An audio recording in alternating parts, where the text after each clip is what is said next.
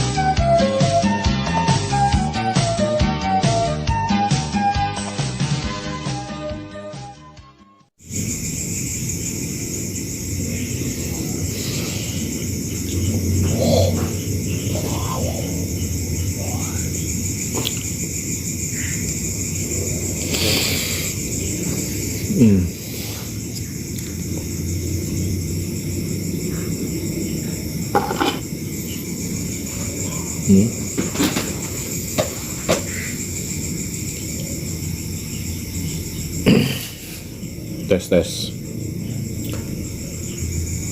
Selamat malam.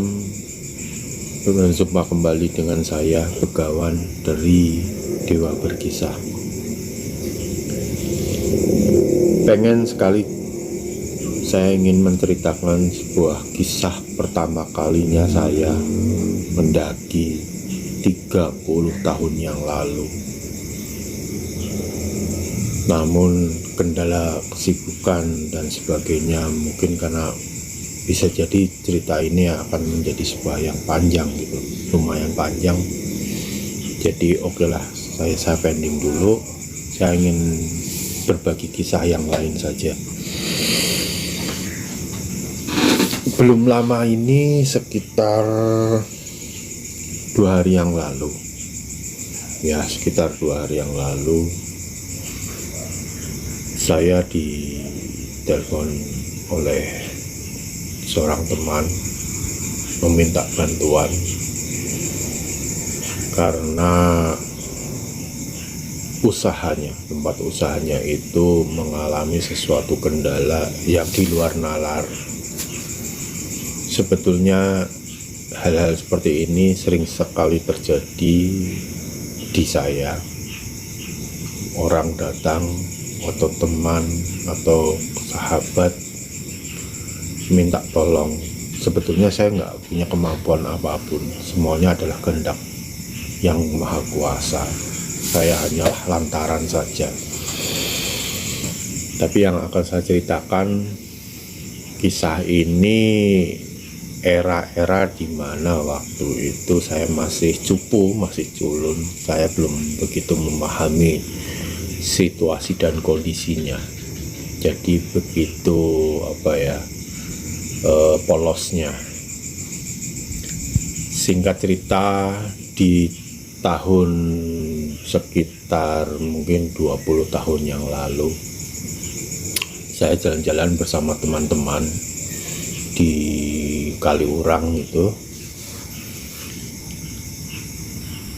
Habis bermain ke Kaliurang bareng teman-teman rombongan, kita lapar, kita berhenti di tempat makan mie ayam.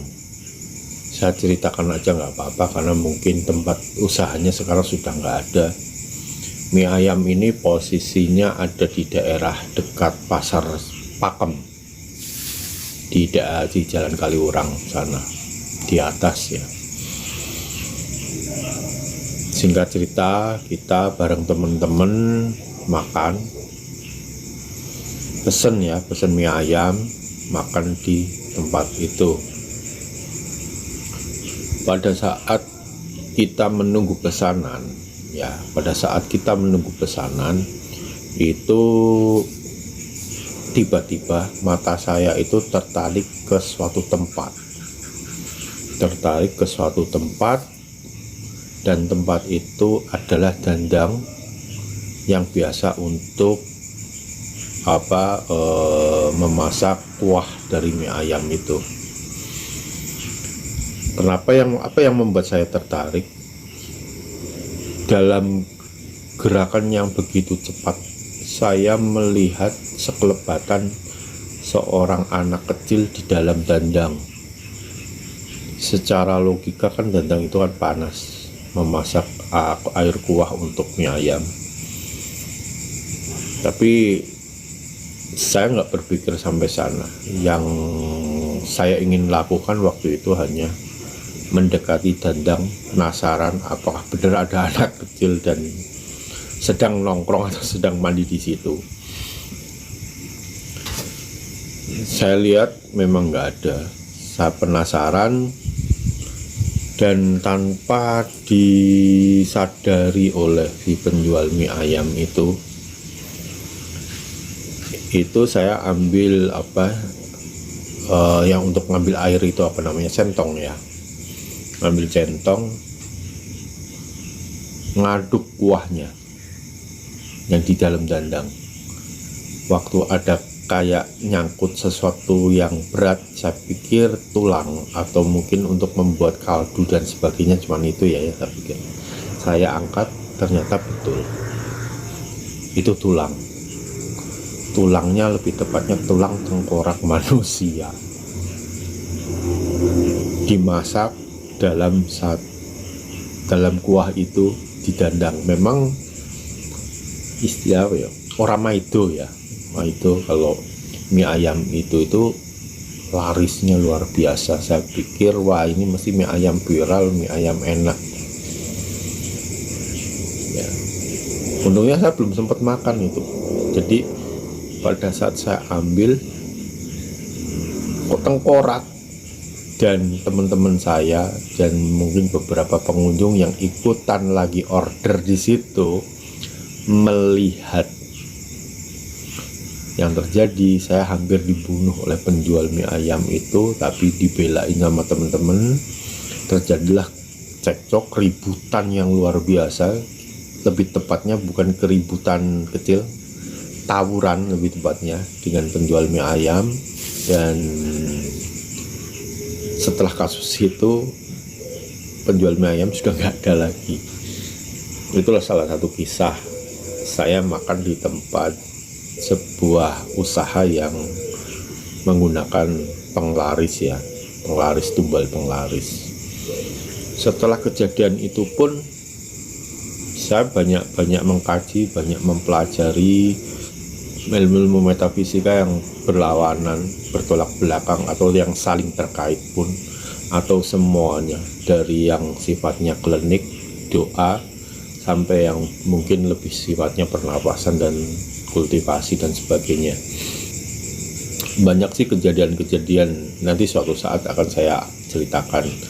Yang menjadi PR saya pada kalian semuanya, yaitu saya ingin menceritakan kisah pendakian saya pertama kali di sebuah gunung di Jawa Tengah juga, yaitu di Gunung Slamet. Ini pertama kali dan kejadian itu 30 tahun yang lalu. Itu yang ingin saya ceritakan sebenarnya itu, tetapi mungkin waktu yang membuat saya belum bisa, karena kisahnya pasti akan panjang, karena kegiatan saya juga nggak pure sebagai konten kreator, tetapi sebagai karyawan di sebuah instansi perusahaan itu. Jadi support terus channel Dewa Berkisah. Buat teman-teman saya ucapkan terima kasih. Ayo mari kita maju bersama. Assalamualaikum warahmatullahi wabarakatuh.